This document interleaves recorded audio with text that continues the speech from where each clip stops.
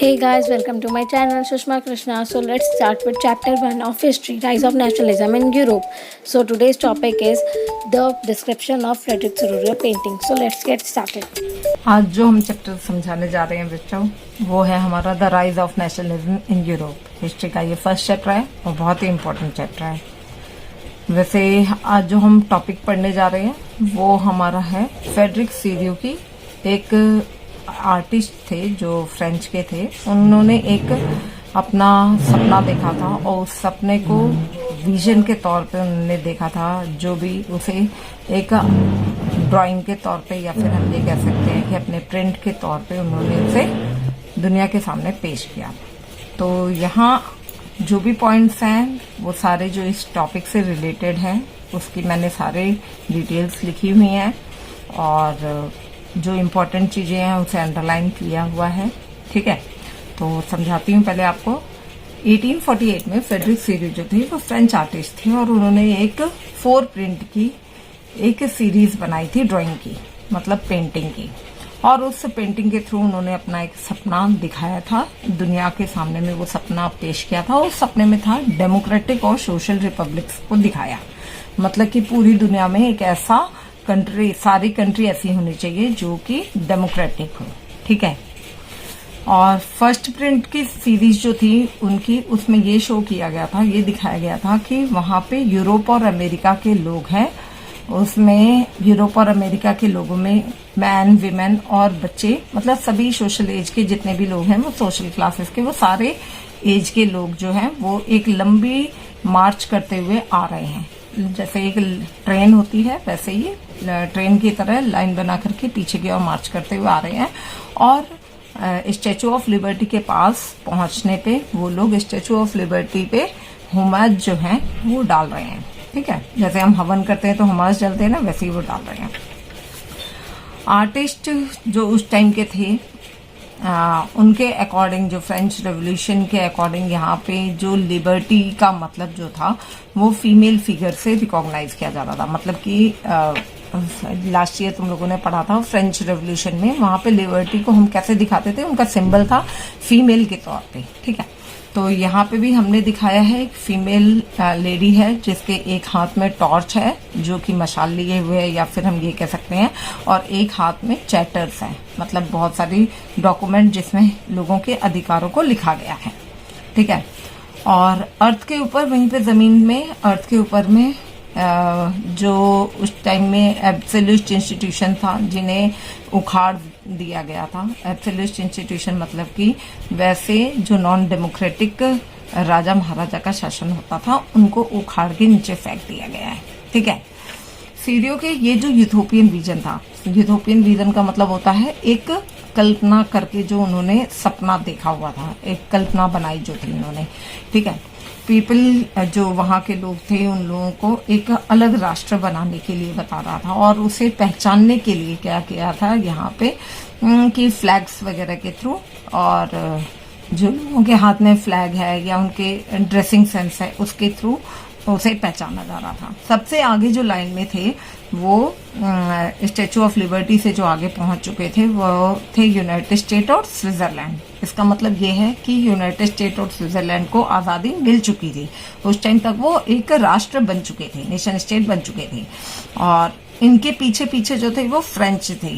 तो फ्रांस जो था, फ्रांस उस time just statue of liberty के पास पहुंचा हुआ है और इसका मतलब यह है कि उसे जस्ट अभी अभी आज़ादी मिली है। उसके हाथ में ट्राई कलर, मतलब 3 रंग वाला झंडा है, और इसके थ्रू हम पहचान सकते हैं कि वो अभी अभी जो पहुंचा है वहाँ स्टैचू ऑफ लिबर्टी पे।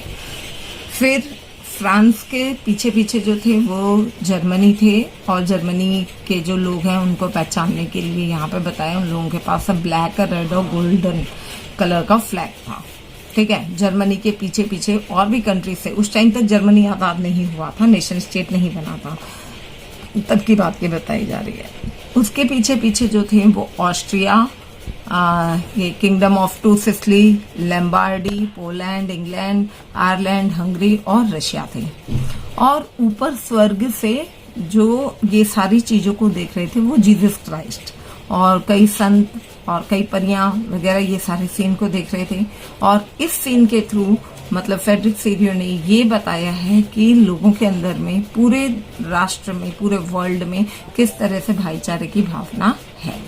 यहाँ पे मैं आप लोगों को फिगर के थ्रू भी एक्सप्लेन कर देती हूँ। एक बार देखो, ये है स्टेचू ऑफ लिबर्टी, जिसके हाथ में यहाँ पे आप लोग देख रहे हो एक मशाल है, दूसरे हाथ में एक चैटर है, मतलब पेजेस है जिसके अंदर में अधिकारों को लिखा गया है। और ये लाइट जो है वो ये रिकॉग्नाइज करा रहा है कि हम लोगों को ज्ञान हो गया है, नॉलेज हो चुकी है।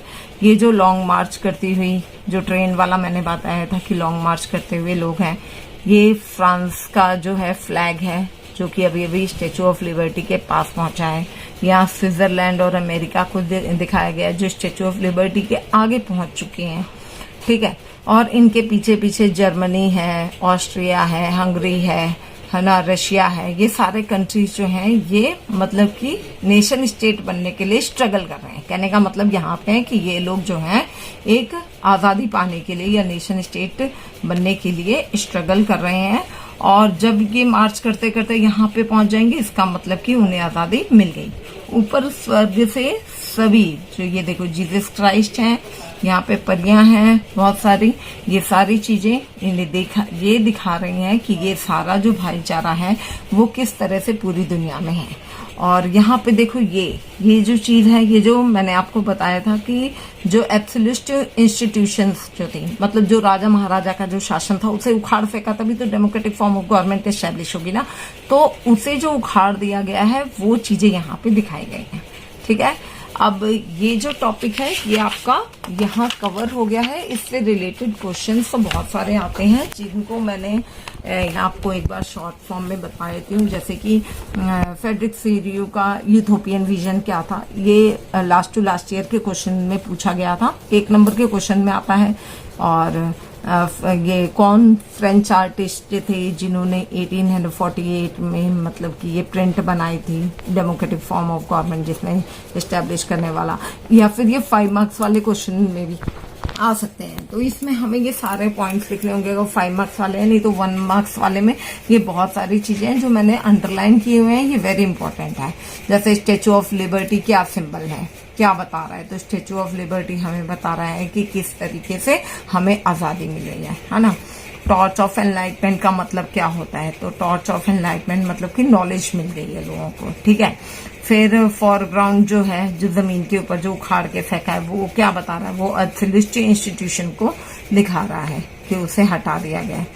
तो इस टाइप से जो ये जो अंडरलाइन किए हुए हैं, ये 1 मार्क्स क्वेश्चन इनमें से बना करके दे सकते हैं। तो आप लोग इनको अच्छे से याद कर लीजिए। ये पूरा टॉपिक अगर आप कवर कर लेते हैं यहाँ से यहाँ तक, तो ये 5 मार्क्स 1 मार्क्स से रिलेटेड क्वेश्चंस आ जाते हैं। आप इनको अच्छे से याद कर लीजिएगा, पॉइंट वाइज है।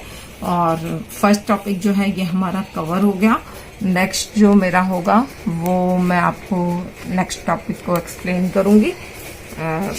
आगे जो हमारी वीडियो बनेगी उसमें उसका एक्सप्लेनेशन हो जाएगा, ठीक है, जो कि French revolution and the idea of the nation से रिलेटेड होगा। Thank you.